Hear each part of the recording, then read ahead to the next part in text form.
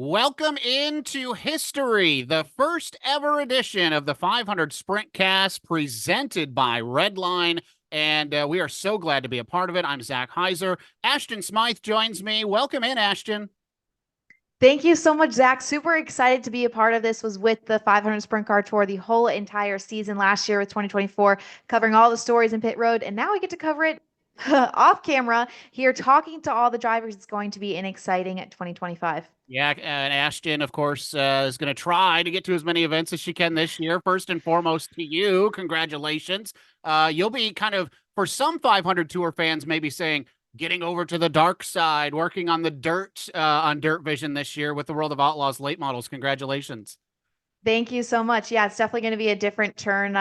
Moving up last season, like I said, covering the whole 500 Sprint Car Tour to only be able to going to a few as I take over the World of Outlaws late model pit reporting position starting in June this year. But I'll be at the Little 500.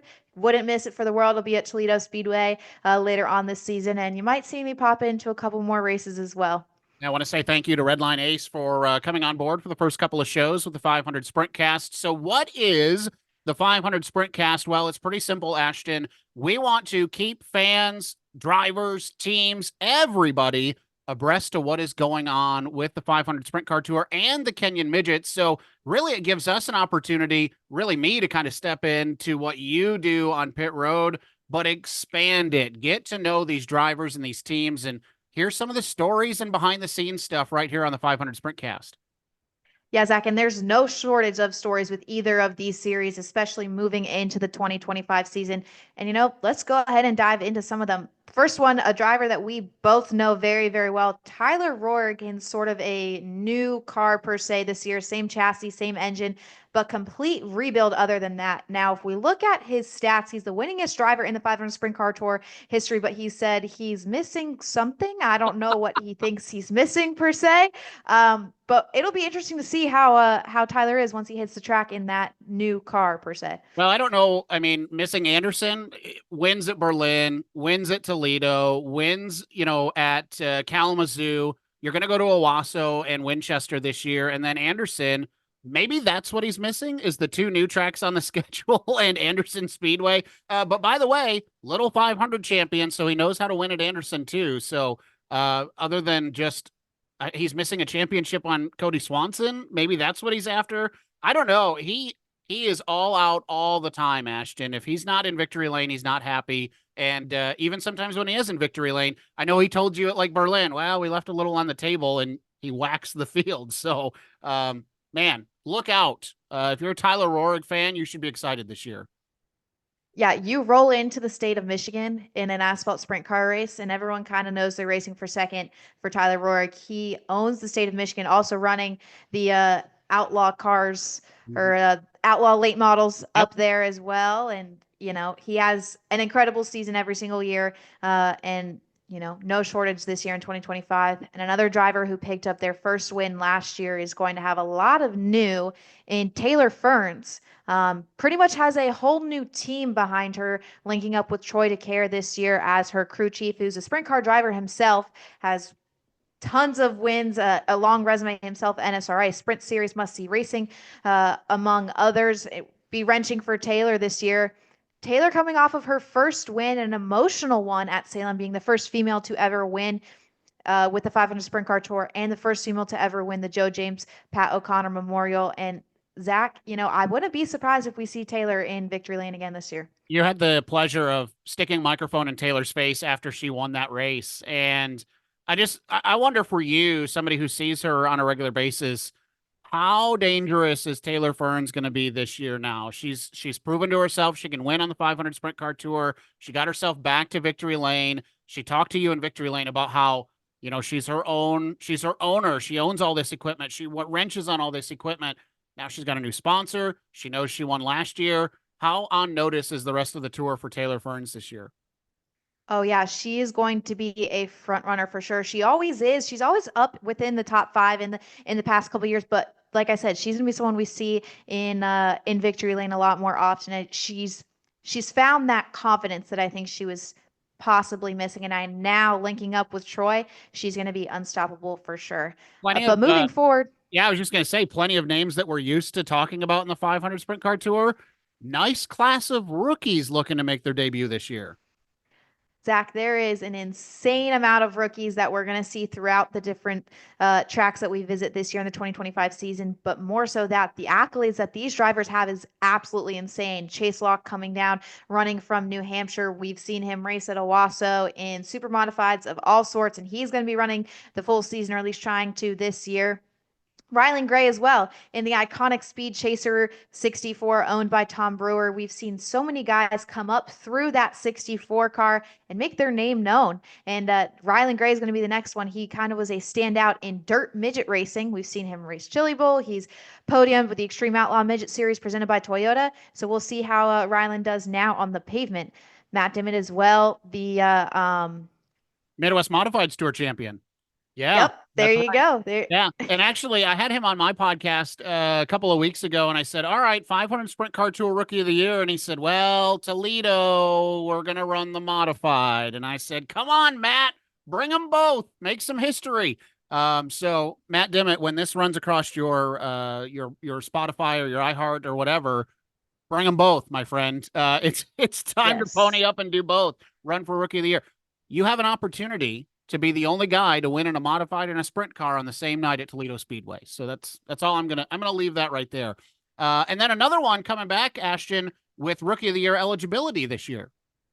Yeah, Brady Allen will be back in the 2025 season. Brady, man, my heart broke for that driver last year. Had a really bad accident in the third race of the season, as well as lots of damage from the Little 500, and him and his team just weren't able to rebound from it. And something else that's a little bit unique from Brady is he's down the road from me in North Carolina. So he got a long trek to Indiana, to Ohio, to Michigan each and every single week, but they are ready for the 2025 season. They are getting those sprint cars stacked, and we'll look forward to seeing a lot out of Brady as he hopefully chases that Rookie of the Year title again this year. All right, we are well over a month away from what the 500 Sprint Car Tour was built off of, and that, of course, is the Little 500. But Ashton, we are already seeing a huge ramp up for not only the 500 Sprint Car Tour season, but the Little 500 event itself is already starting to take shape here over a month away. Yeah, the Little 500 is what these guys, prep for each and every single race. This is their bread and butter. This is the race that they are waiting for all year long. And we're already at an impressive number. I think we're almost at 40 entries for the Little 500. And like you said, we're over a month out, and no shortage of, great drivers in this field as well. Anthony Nocella making his return. He was a rookie last year in the field, obviously a asphalt open wheel ace from the Northeast. You've seen him in victory lane many times with a modified. Now trying to, tackle the Little 500. And I know that team plays lots of different strategies, so we'll be interested to see what they do again this year. You got your guys like your Donnie Adams Juniors that come and run and have the deep, rich history with the Little 500. And then, you have your guys like Kyle Hamilton back behind the wheel of a sprint car. I think everyone was kind of surprised to see that name on the list, a former winner. I'm excited to see how he does this year, Zach. Yeah, it's going to be great. Little 500, obviously, coming up Memorial Day weekend down at Anderson Speedway. So looking forward to that. Now, 500 Sprintcast presented by Redline. It is not just about the 500 Sprint Car Tour. It is, of course, about the other great open wheel series that runs around Indiana and the surrounding area.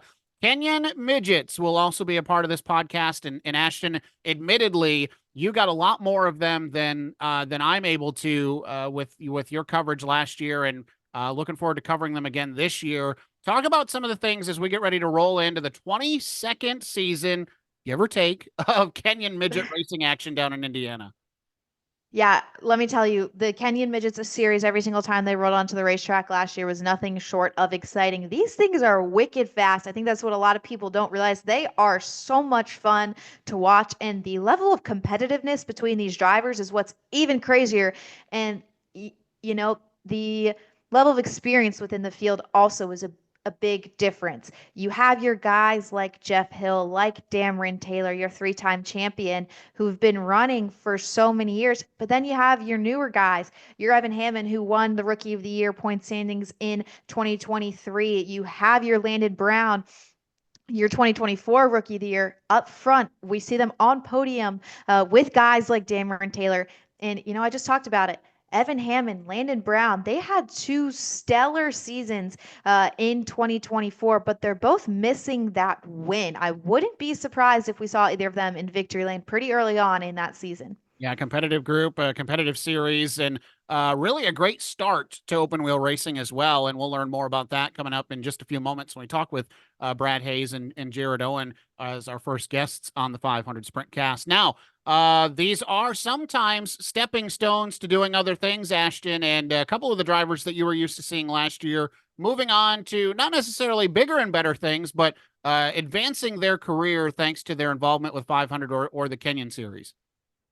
Yeah, Nathan Bird, someone who we saw quite often in that iconic bright orange 40 machine, now taking a step into stock cars. We've seen him running with the NASCAR Craftsman Truck Series often, and I know Nathan's got a couple other things on his schedule as well, so keep your eye on the Birdman and what he's going to do in his 2025 season, as well as coming back and running with the 500 Sprint Car Tour. And on the midget side, Ryan Hugler, who won the 2024 Kenyon Midget Series Championship, had that opportunity to test the asphalt sprint car with Brad Hayes racing at the end of the season after claiming that championship. But he has moved up on to bigger things. And like you said, he transitioned over to the dark side. He will be running dirt sprint cars this year. But nonetheless, super happy for Ryan. He is a wheelman, and I'm looking forward to seeing what he can do behind the wheel of that dirt sprint car. Yeah, and we'll keep an eye on some other guys, drivers who are doing other things too, of course, right? We talked about Tyler Rohrig. He jumps around. We all know Cody Swanson will drive anything with four wheels and a steering wheel. And so it'll be fun to keep an eye on everybody throughout the 2025 season. Want to say thank you to Redline Ace, a motorsports driven design agency working with series, teams, and drivers from all aspects of racing. Owner and creative brain Ben Porter has worked on projects from Formula One to local kart racers and wants to continue to inject that experience into every client that he works with. In a sport that separates competitors' wins and sponsorships by razor-thin margins, why not hire Redline Ace to boost your brand? Do that before the competition does. Well, it's time for our first set of interviews on the 500 Sprintcast, and it is our pleasure now to welcome in a couple of gentlemen who have a lot to do with the product that we see throughout the summer. Owner of the Kenyon Midget Series, Brad Hayes, and Series Director of the 500 Sprint Car Tour, Jared Owen. Welcome to the 500 Sprintcast. Thanks for having us. Yeah, well, of course, thanks for having us. And that's the real thing that we need to say. And let's just get into this. Ashton a lot more involved than I've been able to be, but I'm a great fan of what you guys are doing down there in Indiana and bringing it up here. But Brad, I still remember to this day the first time I saw the Kenyon Midget Series at Anderson with I was there with Champion Racing Association and Template Late Models. And I said, what in the world is rolling onto the racetrack right now? What a great product. What a cool little series. Tell those who may be being exposed to the Kenyon brand for the first time, what is a Kenyon Midget? Okay, a Kenyon Midget is basically a spec series trying to keep the cost down to go midget racing. So open wheel cars, everybody's in the same chassis. Everybody runs the same sealed engines. That keeps the engine cost down. Everybody's on the same tires. But you still get to do your chassis setup. You still get to do your gearing and go race. So the racing's really competitive. Cars are really equal. A good stepping stone for young drivers coming up, but also a good place for some drivers who maybe raced in the past and want to get back into it and just want to go race without spending a fortune. This Kenyon Midget Series has a great history. In fact, you and I were talking before we hit the record button that, Mel Kenyon is still around in his infinite wisdom and mortality. He still is very much involved in what's going on race day. Talk about that. Yeah, Mel and his brother Don, they sort of started this series many years ago and ran it for quite some time. Mel, I think, is about to turn 92 or 93 years old this year. His brother Don is 2 years younger, but they're still involved. They still come to the races. They still help prepare cars for some drivers even. They still build parts and do some of the work for us to make sure these drivers have everything they need to go racing. Brad, you talked about the competitiveness of the series, but something else that is kind of different that we don't typically see within a series is you race both asphalt and dirt. For a lot of these new guys, that's something new that they're not used to. What is the thought process behind having, both of those surfaces being part of the schedule? Yeah, it's good just to give them exposure to both. A lot of them are coming from go-karts or something else that they've been racing, and they may not know really where they want to go in the long term. So this is one of the few places you can jump into a series and run on both pavement and dirt, get experience doing both. You run the same car on both, so the costs are still kept in check. It doesn't cost a lot of extra money to go run on that other surface.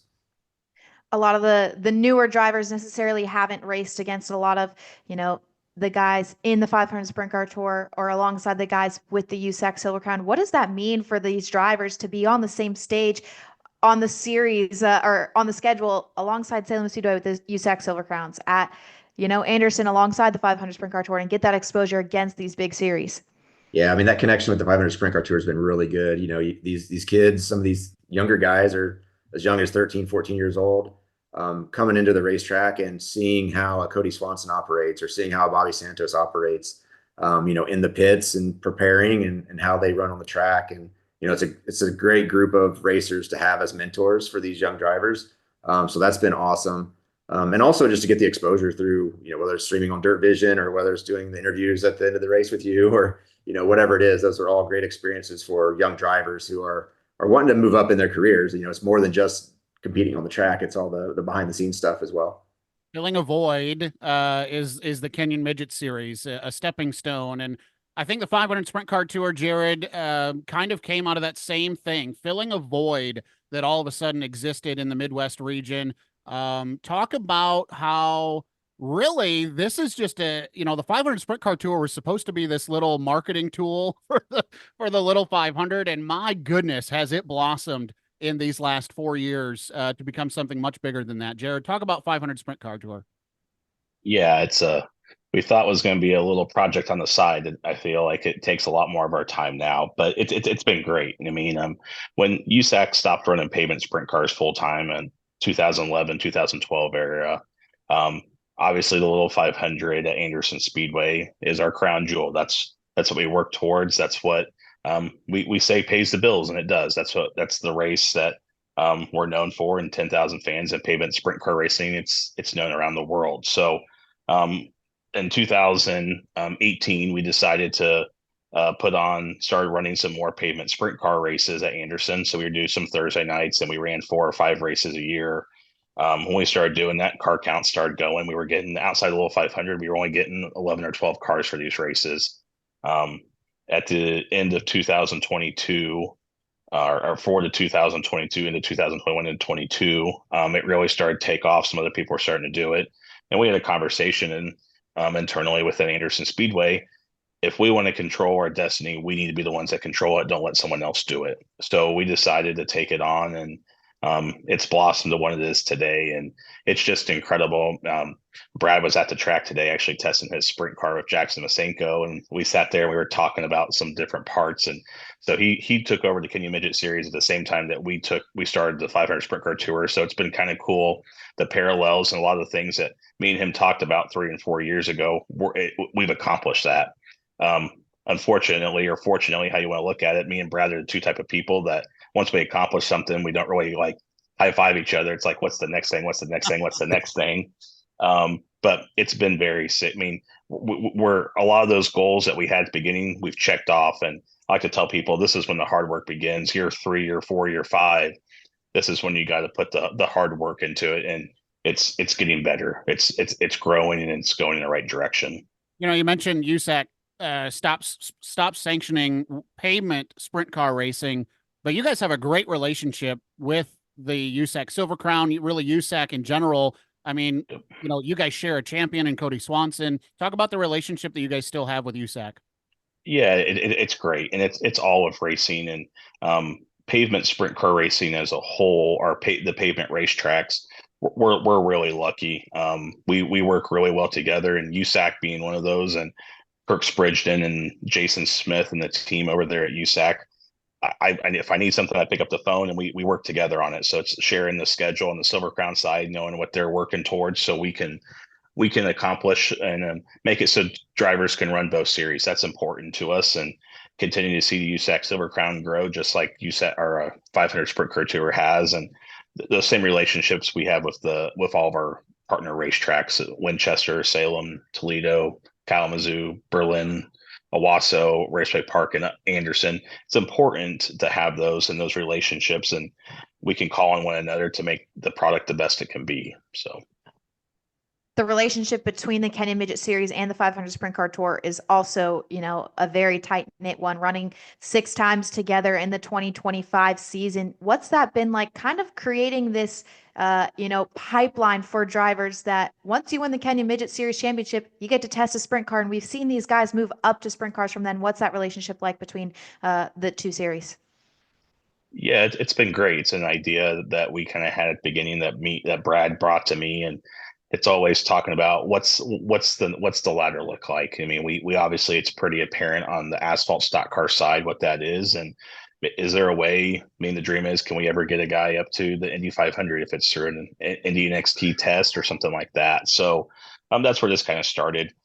So it's kind of changed through the years. We have great partners in Hoosier Tire and some different places. We take care of their track cost, and EMAS is a good partner of both of ours. The ambulance service that we use, they helped us the past couple of years, so they want to see this succeed. We're constantly working on how can we get some more of those drivers. Evan Hammond is a driver that's raced in Brad's in the Kenyon Midget Series for years. He's shown interest in wanting to move up. So how can we take these drivers and get them to be successful? So that's kind of the next step that we were just talking about today, and we want to continue is, okay, these guys have this interest. What's an entry level way? So they do this test. What's the next step after that? How can we get them in a sprint car? How can we help make that fall? That's a pretty daunting task. Do you know what I mean? Brad makes it really easy on the Kenyon Midget side. You can rent one, you can buy one. There's not really that many options on the sprint car side. So as we continue to work together, is how can we get that entry level? How can we get those guys to feel comfortable to get in and be competitive? I mean, we don't want them to be out to lunch, and we want them to feel like they fit in just like everybody else. I wanted to touch on the 500 Sprint Car Tour schedule as well for this year. 2 new tracks that we haven't seen in Owasso and Winchester. I think a lot of people were surprised to see, or not necessarily surprised, but happy to see both of those racetracks on the schedule among all of the other incredible tracks. There's quite a variety here. What was going into the thought process behind that when creating the schedule? Yeah, both of these tracks have been in contact with us for multiple years. Owasso Speedway kind of got to us late in planning for the 2024 schedule. And I said, hey, I usually start working on our schedule around the 1st of July. I'll have a really good idea for next year. And he must have put it in his calendar. Rex up there at Owasso has a really good mind, because it was like July 2nd. I got a phone call and he said, hey, I want to race this year. I said, okay. Let me start working through it. And the team at Charlie Shaw at Winchester, and they went through some transition, and Dan Redmond and Steve Vors that run the Vors Compact Touring Series, great friends of ours at Anderson Speedway, are taking over the promotional efforts there and running Winchester. And we have behind the scenes helped them wherever we can. And they are doing amazing things at that racetrack. And one of the things that they specifically wanted was an open wheel show. They've done the USAC Silver Crown race for 4 or 5 years now, and they really want a sprint car race. So I'll be honest, the half miles are not always my favorite. Salem takes my breath away, and Winchester does the same thing in open wheel car, but the excitement from the teams and the drivers and the fans is great. So we're excited to go back there, and they've made some great safety improvements, new safety lights on the track. They're working on the actual lights. We're running Sunday afternoon, so I hope we don't have to use those, but for their other events. And they're doing a lot of great infrastructure improvements at Winchester. So we were looking through the schedule today on our side, working on some things in the office. We're like, man, this is a great schedule. We actually took a race away from Anderson, which was always kind of our plan, that we're okay to run less there. If we want to run more quarter-mile races, we know where to go. But we gave the date that we'd had for a long time to Salem to continue to run the Joe James Pat O'Connor Memorial, and something that helped them because of an ARCA race when we ran there last year. So it's just whatever we can do. So we go to all the tracks once and Anderson twice. So a really good schedule, and we're excited for this season. Brad, let's obviously transition into what you have going on. I think it's unique that you have kind of this love triangle going on with you're running Kenyon Midgets, you're a car owner for 500 Sprint Car Tour, and obviously both work off of each other. But talk about the Kenyon schedule, because it follows 500 pretty close, but you guys have some events on your own as well, right? Yeah, I mean, we have the six that are with the 500 tour, which are sort of the base of our season, right? Those are the big races. We have one more at Anderson, so we actually run there 3 times. That extra date is in June. That's the Don and Mel Kenyon Classic, so that's a special race for us. That's a 75 lap feature, so that's a long race for these cars. Teaches the drivers, that it's more than just going out for 30 laps flat out. You got to make sure that right rear tire lasts the whole race. These cars are not easy to drive either. So driving for 75 laps, it usually whips them pretty good, and they're tired when they get out of that race. So that's a big one. We go to the Indianapolis Speedrome twice this year. That's where this series actually started. There's a huge history of midget racing at the Speedrome, so we're excited to get back there for 2 dates this year. And we've added the Sports Drome down in Southern Indiana. So that's one the series has raced at in the past, but not for the last few years. So we're going back there for 2 dates this year as well. And then on the dirt side, we go to Paragon Speedway. Paragon is, one of those historic Indiana bull rings. Got some great friends there that help us out with that event. And so we're excited to go back there here at the end of May. When you look at open wheel racing in Indiana, the Kenyon Midget Series probably has as deep, or at least as a meaningful history as a lot of other things that go on in the state. And Brad, I think that we are all now involved in kind of writing that next story, that next chapter of history for Kenyon. As we get ready to wrap up this first interview on the 500 Sprintcast, tell me what some of your visions are to be able to do with the Kenyon Midget Series as we kind of write this next chapter. Yeah, just continuing to get it to grow. It kind of dwindled a little bit. Car counts had fallen some over the past several years, but we're back on this upswing. A lot of new drivers coming in. If you look back at the history, I did a thing a couple of weeks ago, and I pulled up some of the old drivers. Brian Clausen, Chris Wyndham, Justin Allgaier, Xfinity champion last year. Like, all of these guys were feature winners or champions or spent considerable time in Kenyon Midgets. And that's just to name a few. There's 50 names that you would know that you probably didn't know came through a Kenyon Midget. So it's really just to give this next generation of drivers that same opportunity, give them what they need to learn to be able to move up. And times have changed a little bit. It's not always just about showing that you can drive and a team's going to scoop you up and take you to the next level. So we're trying to show them, how to present themselves off the track, how to work with the media. That's part of this podcast, right? Is to get them in front of an audience like this, and just make them all around better human beings and go racing and have some fun. And I guess the same thing kind of for you, Jared. This is a early chapter thing for the 500 Sprint Car Tour, but what is the longevity? I mean, this when you start something and you don't realize how big it's going to get, and then you have to wrestle with how big it's actually gotten. What are goals for 500 moving forward? Yeah, I think we made a decision to keep growing. I mean, we don't want to stop the growth. There's great things happening across this country with pavement sprint car racing in the Northeast specifically, down in Florida. We're excited to see those grow. That only helps what we're doing. So I think those are definitely things that we take a look at. I mean, I think we're right around the sweet spot of races. I think 12. We kind of pulled the drivers 2 years ago. We may do it again this year. That I think 12 is probably the max that we can be at. We still do run Anderson Speedway full time, which has 24 races this year. So that's definitely hitting our max to what we can do to pull off both and do both very well. We don't want one to take away from the other. We want them both to be successful. So, and it's continuing to make a better mark. I mean, get more fans in the stands, get people more excited, and build up these drivers. We want to put a positive spotlight. These guys are very well known in a lot of their own rights, but continuing to build them up to get bigger and make them household names across the country. So. All right. Well, I tell you what, gentlemen, first and foremost, thank you for bringing us on to be a part of the 500 Sprintcast. I know the start of the season, a little soggy, didn't get off to quite the start that we're looking forward to. But Jared, let's touch on that quickly as we wrap up. The season will get underway very quickly for both divisions. Absolutely. Yeah, we took a tough look, and it's really important to us to get these guys a race in before the little 500 on the sprint car side. We had 27 cars entered, which was actually going to And we might have had a couple more once we saw the weather forecast. I kind of backed off a little bit talking to some drivers, but I think that would have been a record for us. So the excitement is definitely there. So we rescheduled for Thursday, April 17th. And with it being a Thursday, I know it's hard for some people and some drivers. We're probably going to lose a couple, unfortunately. But we got Saturday's booked for stock car racing at Anderson. And then Sunday, USAC Silver Crown runs at Terre Haute. And the following Sunday is Easter.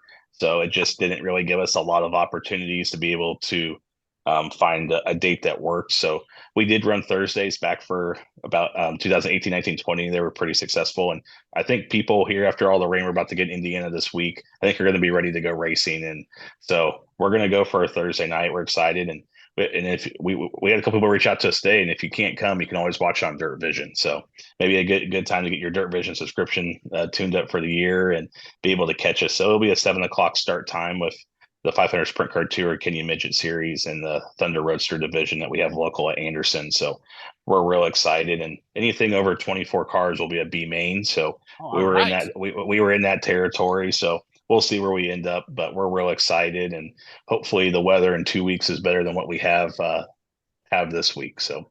All right. Brad Hayes, owner of the Kenyon Midget Series, Jared Owen, Series Director, 500 Sprint Car Tour. Thanks so much for helping us launch 500 Sprintcast and being our first guests. Thank you. Yeah, thank you. Well, there we have it. Our first interview is in the books for the 500 Sprintcast, and Ashton. Now, this is one of the exciting things I like to do with my shows is let's look ahead to the upcoming calendar. Races yet to be run. Now things get a little bit complicated because of Saturday's rain out, Ashton. The Kenyon Midgets are actually going to race before the rescheduled event at Anderson Speedway. Tell us about it. Yeah, April 11th, the Kenyon Midget Series will roll through the Sportstrome Speedway before then joining back with the 500 Sprint Car Tour at Anderson Speedway on Thursday, April 17th.